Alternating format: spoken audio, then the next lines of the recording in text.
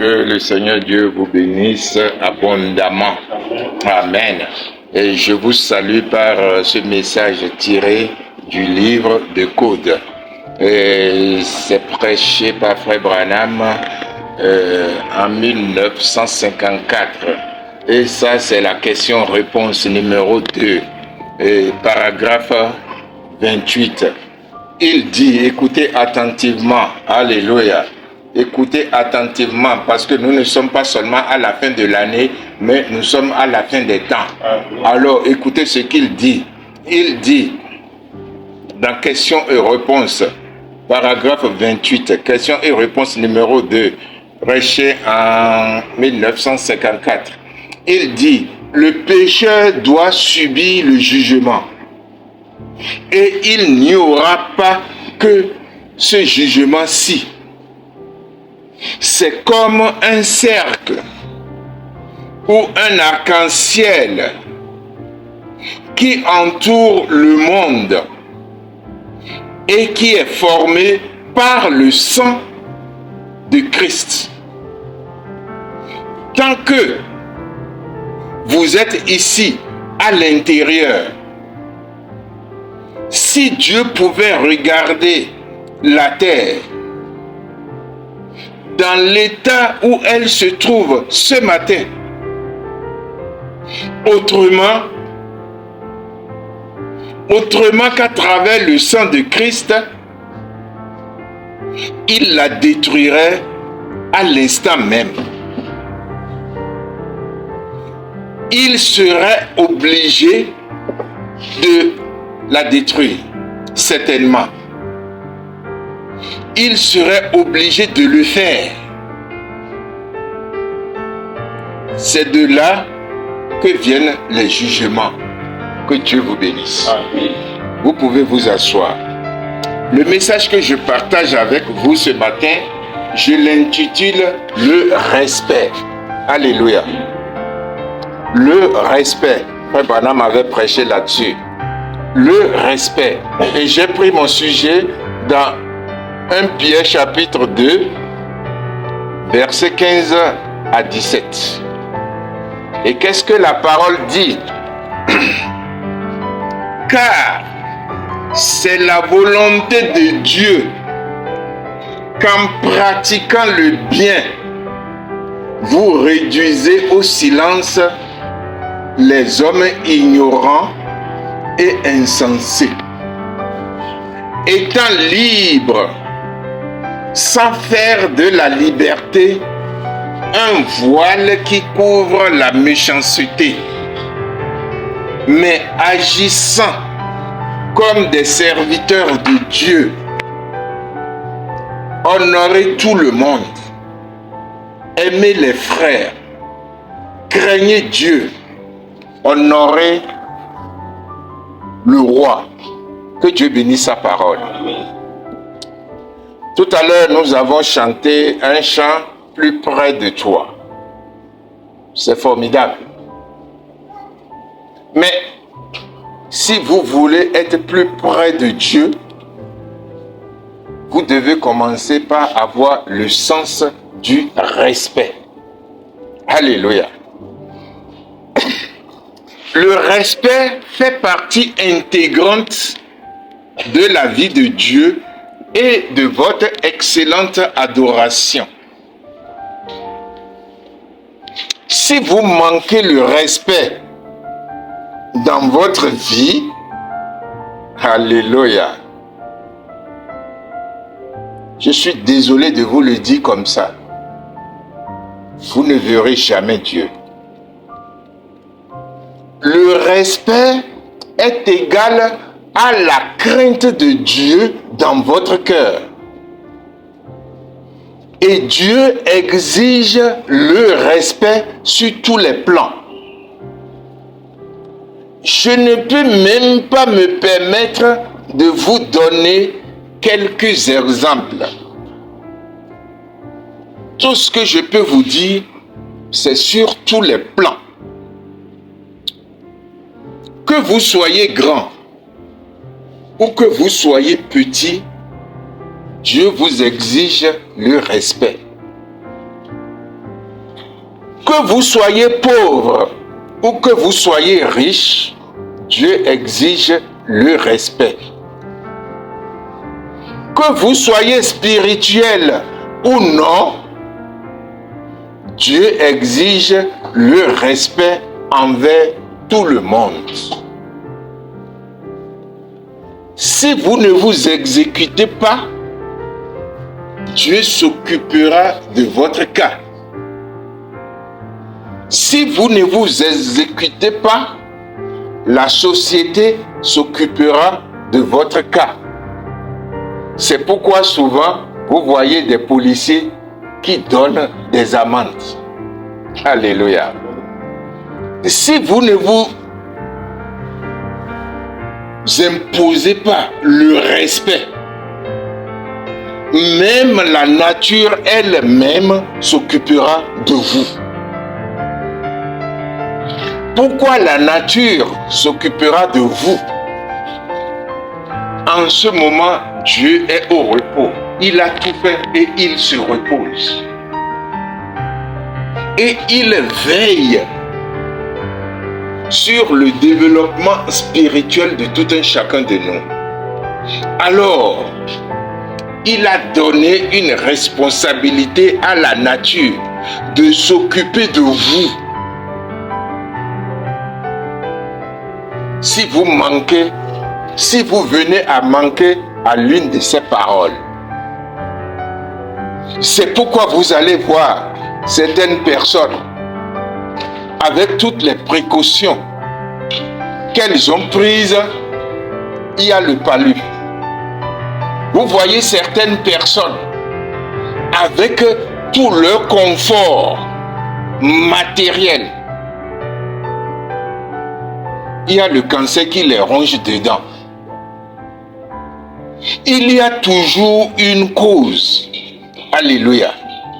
C'est pourquoi vous devez vous exécuter à être respectueux envers tout le monde.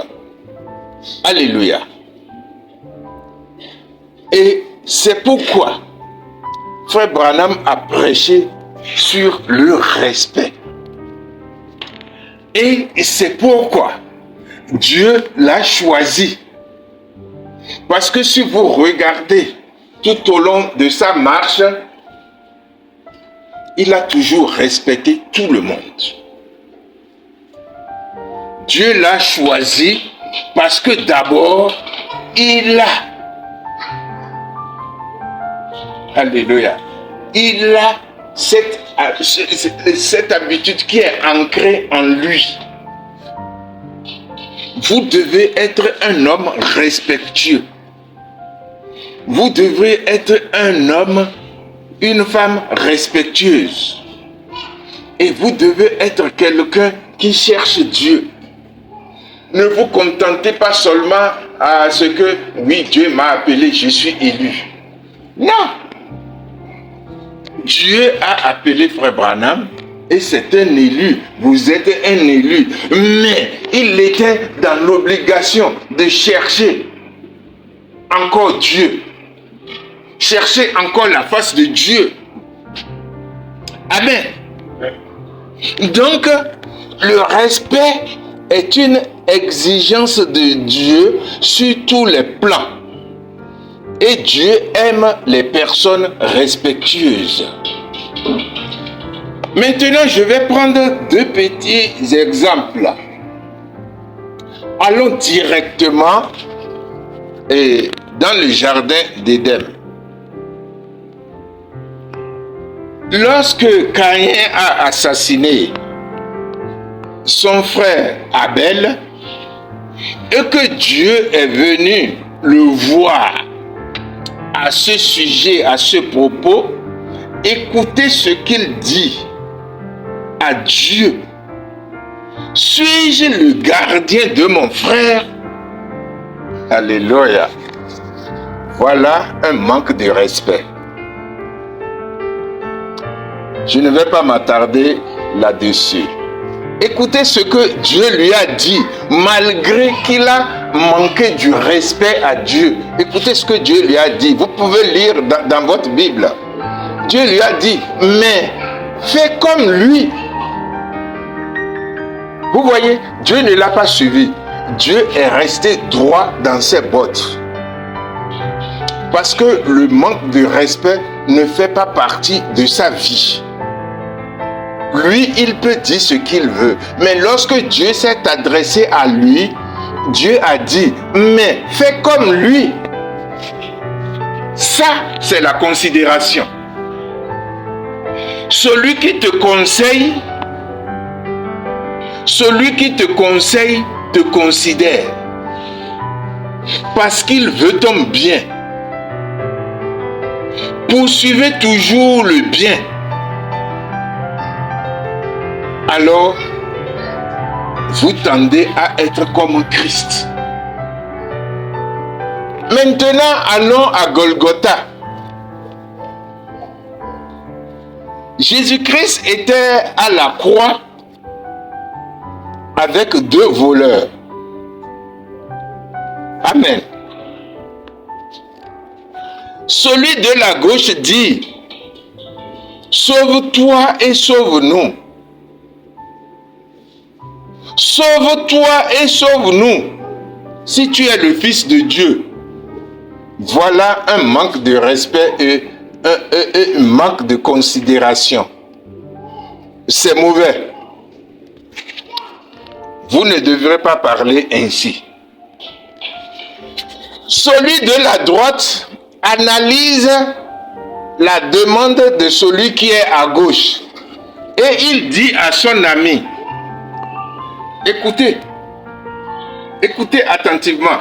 Il dit à son ami, ne crains-tu pas Dieu? Donc, le respect est égal à la crainte de Dieu dans votre cœur. Il dit, ne crains-tu pas Dieu? Lui, il n'a rien fait. Et pourtant, il subit la même condamnation que nous. Ce voleur, cet assassin, ce brigand, malgré qu'il était mauvais, il avait le sens de respect en lui.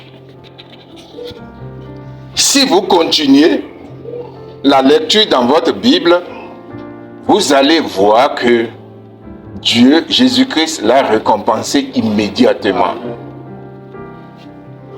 C'est pour vous dire, mes frères, lorsque vous avez le sens du respect en vous, vous avez également la logique de la justice en vous.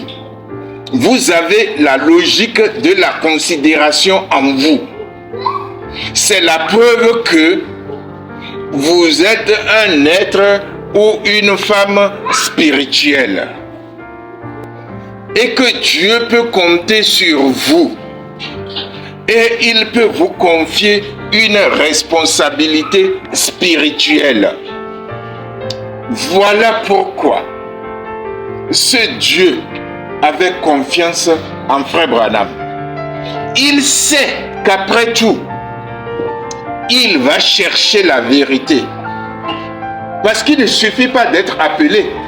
Il faut chercher la vérité. Il sait qu'il va chercher la vérité. Et il va présenter cette vérité aux croyants. Car sa parole déclare, vous connaîtrez la vérité et la vérité vous affranchira. Et c'est ma prière ce matin. Ma prière est que vous soyez des enfants respectueux. Alors Dieu sera content. Dans Proverbe 8, 13, la parole de Dieu nous dit, préférez mes instructions à l'argent et la science à l'or le plus précieux. Car la sagesse vaut mieux que les perles. Elle a plus de valeur que tous les objets de prix. Moi, la sagesse, j'ai pour demeure le discernement. Alléluia. Et je possède la science de la réflexion. La crainte de l'Éternel, c'est la haine du mal. L'arrogance et l'orgueil, la voix du mal et la bouche perverse. Voilà ce que je hais. Vous voyez, Dieu lui-même nous dit ce qu'il hait. Et quand nous nous regardons nous-mêmes et qu'on est fiers de nous-mêmes, nous voyons que ce que Dieu hait, c'est ça que nous aimons. Le commérage, l'orgueil, la haine, c'est moi. Même dans l'église, cela se manifeste. Si je ne viens pas, on va voir comment ils vont faire. Alléluia. Mes amis, je vous conseille de ne pas venir. Alléluia. Parce que le Seigneur Jésus lui-même a donné une parole qui fortifie le pasteur. Et cette parole dit, là où 2 ou 3 sont, je suis là. Donc c'est pour te dire, mon frère, ma soeur, ce n'est pas ta présence qui m'importe ce matin, mais c'est la présence du Seigneur Jésus au milieu des 2 ou 3 qui sont là. Maintenant, si tu cherches les bénédictions, et tu ne peux pas refuser que Dieu ne t'a pas béni, il t'a béni durant toute une année qui s'achève. Viens. Amen. Dans Proverbe 3, versets 3 à 8, la parole de Dieu dit que la bonté et la fidélité ne t'abandonnent pas. Lis-les à ton cou. Écris-les sur la table de ton cœur. Tu acquériras ainsi de la grâce et une raison saine aux yeux de Dieu et des hommes. Confie-toi en l'Éternel de tout ton cœur et ne t'appuie pas sur ta sagesse. Reconnais-le dans toutes tes voies et il aplanira tes sentiers. Ne sois pas sage à tes propres yeux. Crains l'Éternel et détourne-toi du mal. Ce sera la santé pour tes muscles et un rafraîchissement pour tes os. Maintenant, je vous dis ceci. Nous tous qui sommes ici, nous aimons le verset 5 qui dit « Confie-toi en l'Éternel de tout ton cœur et ne t'appuie pas sur ta sagesse. » Et tout le temps, nous sommes là, nous prions. « Seigneur, je me confie à toi. Tu as vu ce que les gens me font. Tu as vu ceci. Hein? Aide-moi. Fais ceci. » Mais on oublie les exigences du Seigneur qui est au verset 3. C'est ça qu'il faut respecter d'abord avant de venir t'accrocher au verset 5. Et que dit le verset 3? Le verset 3 dit que la bonté et la fidélité ne t'abandonnent pas. Est-ce que tu fais ça? Est-ce que tu fais ça?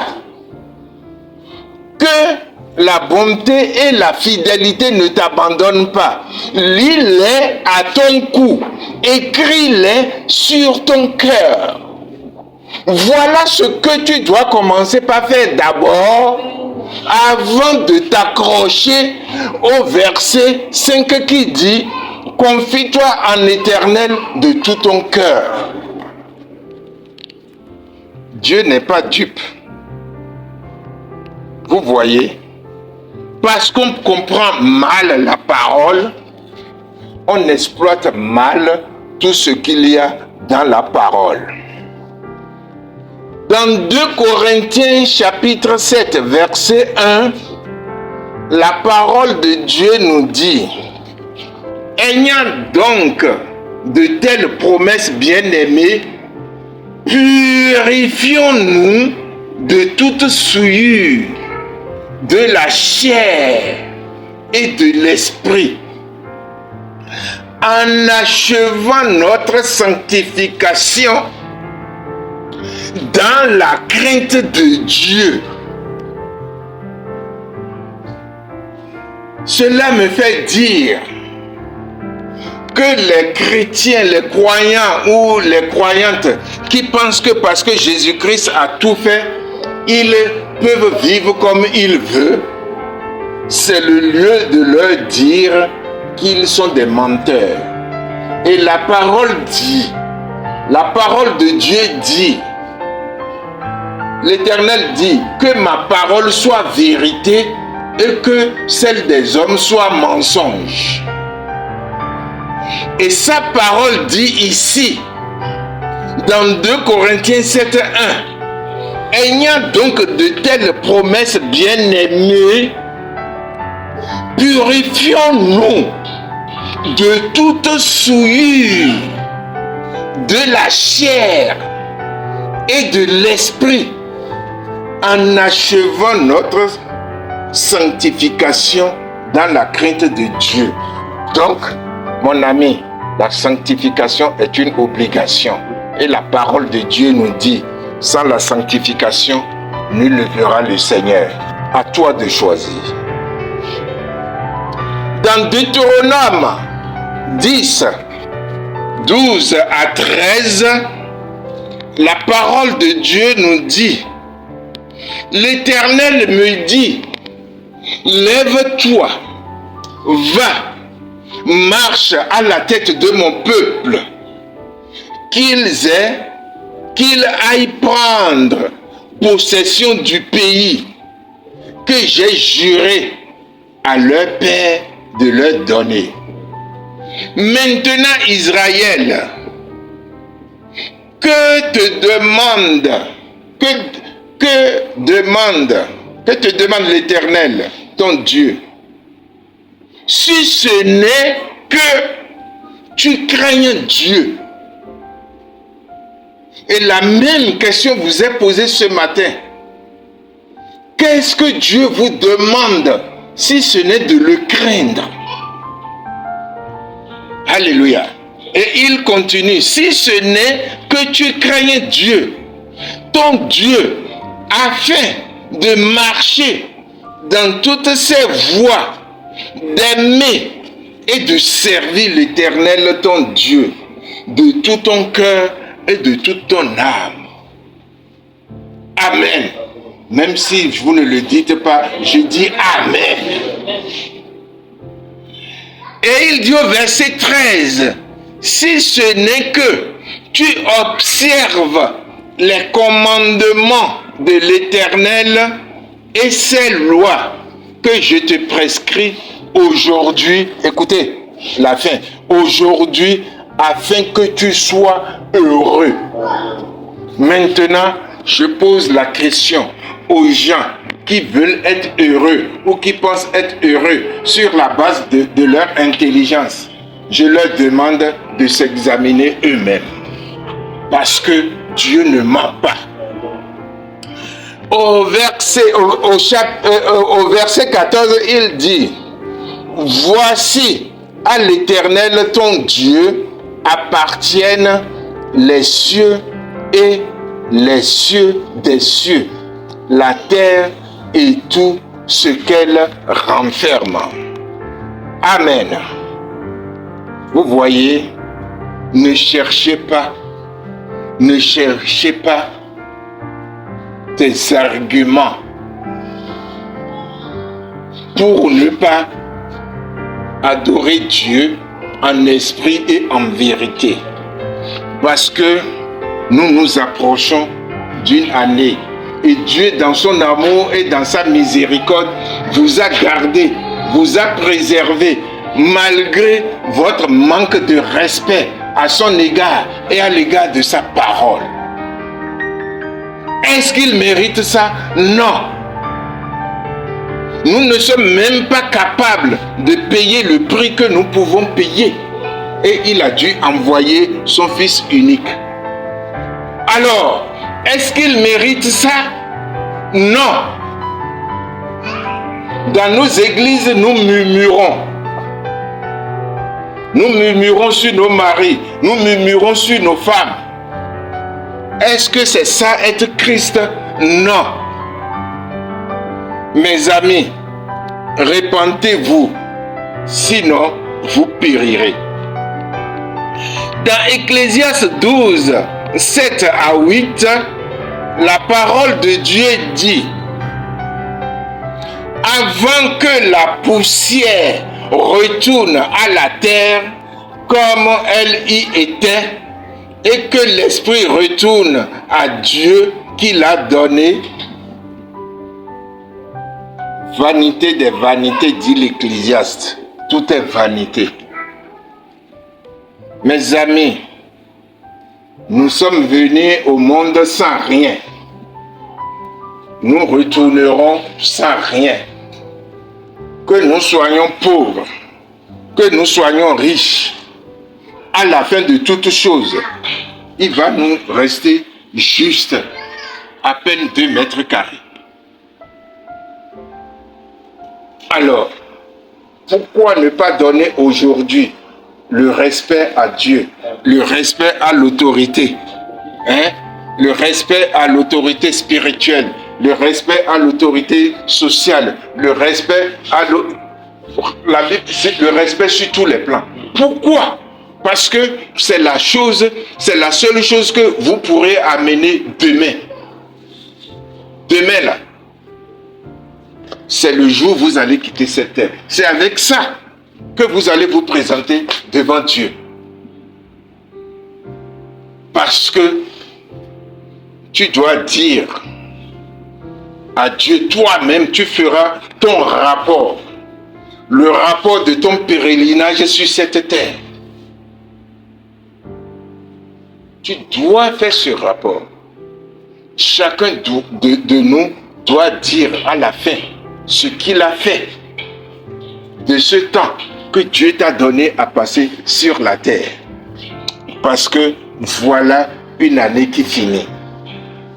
Certainement que tu verras l'année suivante. Mais un jour, tu ne verras plus, nous ne verrons plus l'année suivante. Vous voyez, c'est pourquoi, comme Paul l'a dit, rachetons le temps maintenant. Que Dieu nous aide. Donc mes amis, vous voyez, nous venons de Dieu et nous retournons à Dieu. Et lorsque nous retournons à Dieu, et que nous sommes bizarres, nous sommes retournés à Dieu, et Dieu nous regarde. Son Fils nous regarde, mais nous avons l'air bizarre. Parce qu'il attend.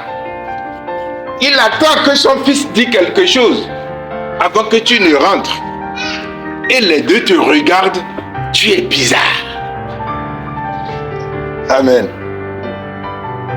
Mais comment tu es bizarre? Tu es bizarre parce que le monde t'a changé. Et le Créateur ne te reconnaît plus. Celui qui a versé son sang pour toi à la croix ne te reconnaît plus. Tu es bizarre. Tu es bizarre parce que lorsqu'on te regarde, on voit en toi les séquences de films. Les films de Hollywood. Alléluia. Quand on te regarde, on voit en toi les séquences de football. Alléluia. Tout ça, c'est la télévision. Quand on te regarde, on voit en toi les séquences de la médisance. Quand on te regarde, on voit en toi une couche de mensonges. Alors, Jésus-Christ est là. Il te regarde, il te regarde. Il te regarde encore, il te regarde encore. Finalement, il se tourne vers son père, il dit, « Papa, je ne le connais pas. » Alléluia. Il dit, « Papa, je ne le connais pas. Il ne fait pas partie de mes co-héritiers. » Mais lui là, ou bien celle-là, il est tout bizarre. Est-ce que papa, c'est toi-même, c'est toi qui l'as créé? Moi, je ne le reconnais pas, je ne le connais pas. Alléluia. Et maintenant, tu vas te défendre. Tu vas te défendre. Ah. Mais j'étais diacre dans telle église. Je suis même passé pasteur. Et mon assemblée était ici, dans ce pays, dans ce pays, dans ce pays. Comment tu peux dire que tu ne me reconnais pas? Jésus va dire, papa, je ne le reconnais pas.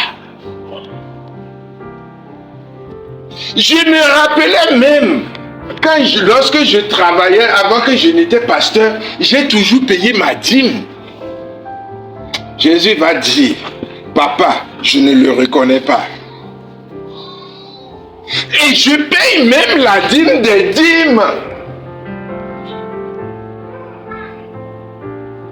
Dieu va dire à Jésus, tu entends tout ça là, il l'a fait lorsqu'il était sur la terre. Regarde-le bien. Papa, je ne le reconnais pas. Pourquoi? Parce que tu es bizarre. Tu es bizarre. Alléluia. Jésus-Christ, notre Sauveur, ne reconnaît pas les créatures bizarres. Parce que les créatures bizarres, ce sont uniquement l'œuvre de Satan. Maintenant, mes amis, maintenant que nous nous approchons de la fin de l'année et que nous voulons éviter tous ces désagréments à la fin de notre vie, le diable nous a assez bluffés.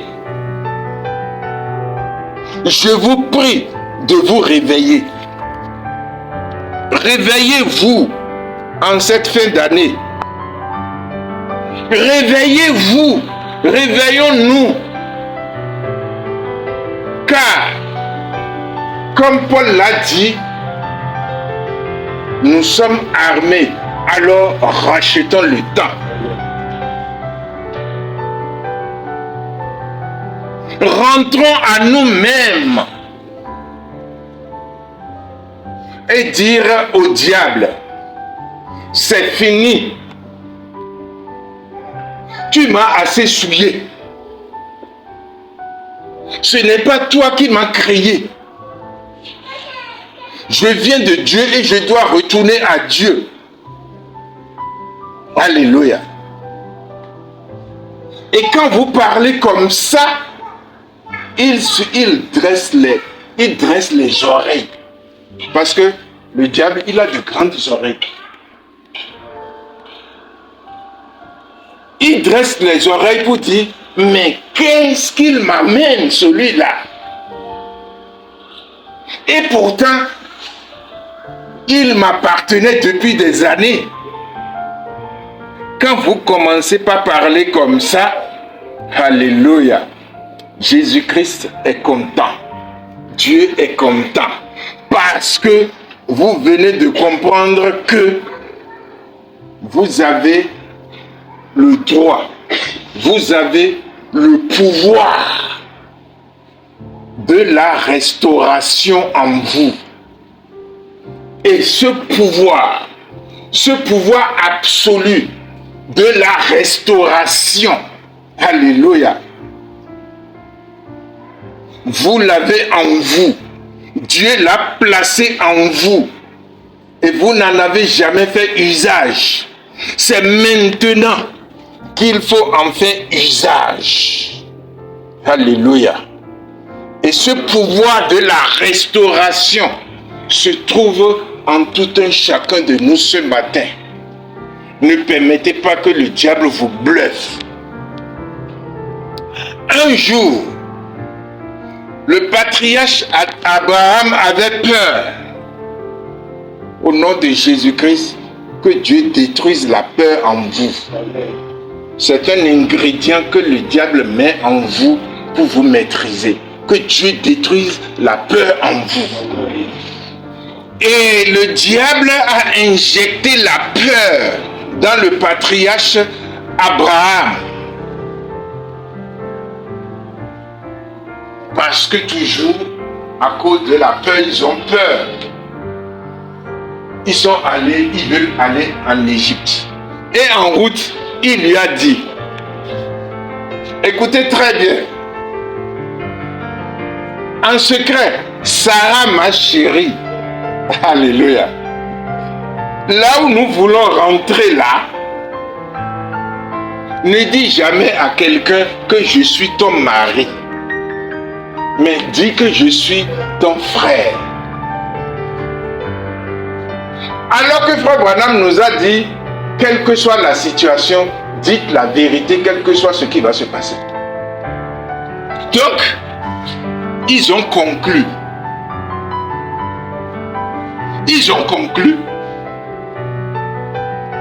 En cachette, il est sa femme.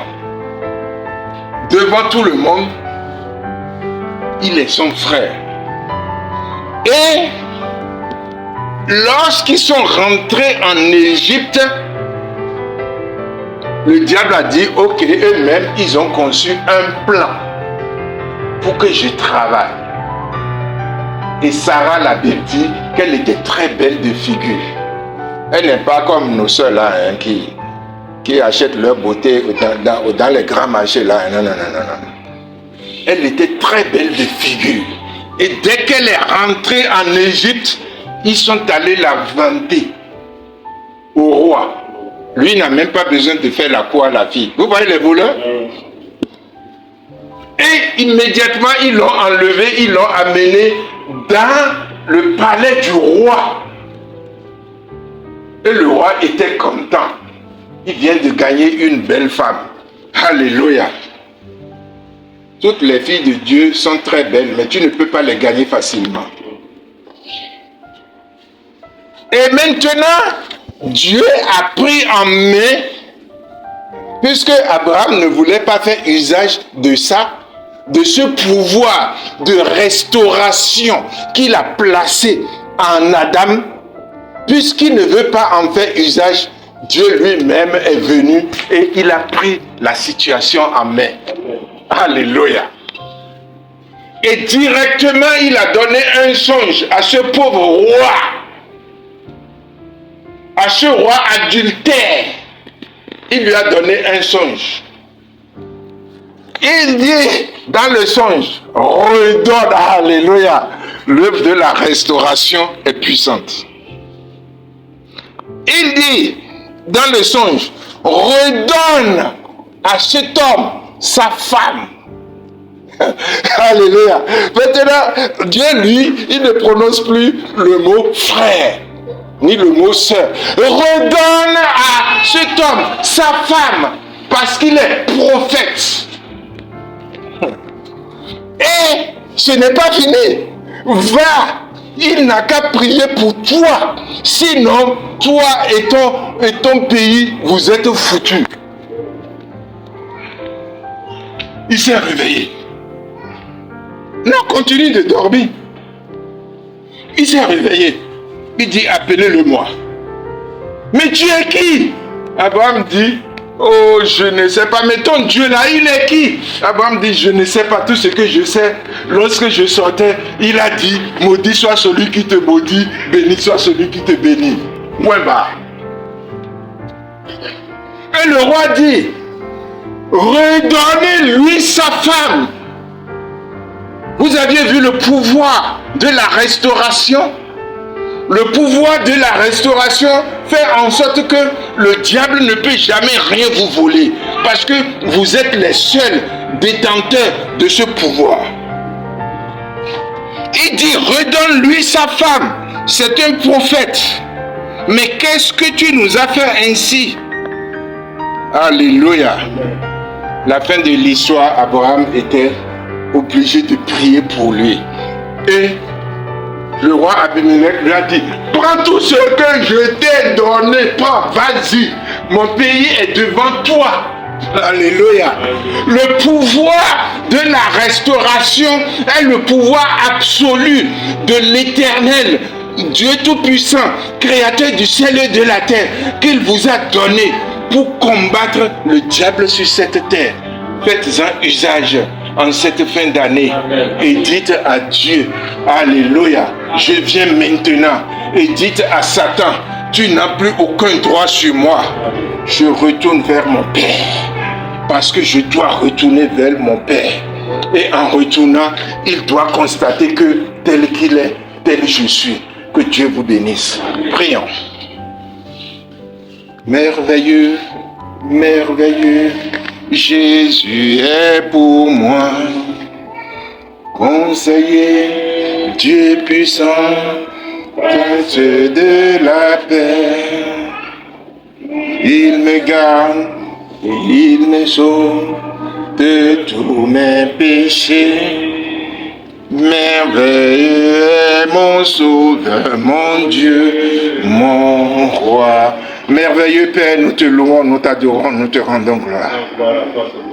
Nous n'avons rien à te dire ce matin si ce n'est pas merci. Merci Seigneur de nous avoir gardés durant toute une année qui s'achève. Merci Seigneur parce que tu as pris soin de nous. Merci Seigneur parce que tu prendras encore soin de nous. Merci Seigneur parce que tu as pris soin de tous nos frères, de toutes nos sœurs qui sont au loin. Tu les as protégés Seigneur dans leurs différentes missions, tu les as gardés. Tu les as préservés. Merci Seigneur parce que tu as béni nos enfants. Merci Seigneur. Merci Seigneur pour tout ce que tu nous as fait durant toute cette année. Merci Seigneur pour tout ce que tu continues de nous faire. Merci Seigneur pour le plan merveilleux que tu nous as réservé pour l'année nouvelle. Nous n'avons rien à te donner que notre gratitude. Merci. Nous n'avons rien à te donner parce que tout ce que nous avons, c'est toi qui nous les as donnés. Merci infiniment. Que ton nom soit béni, que ton nom soit glorifié, que ton nom soit magnifié. Dans le puissant et glorieux nom de notre Seigneur Sauveur Jésus-Christ. Au nom de Jésus-Christ, Père, nous avons prié. Amen.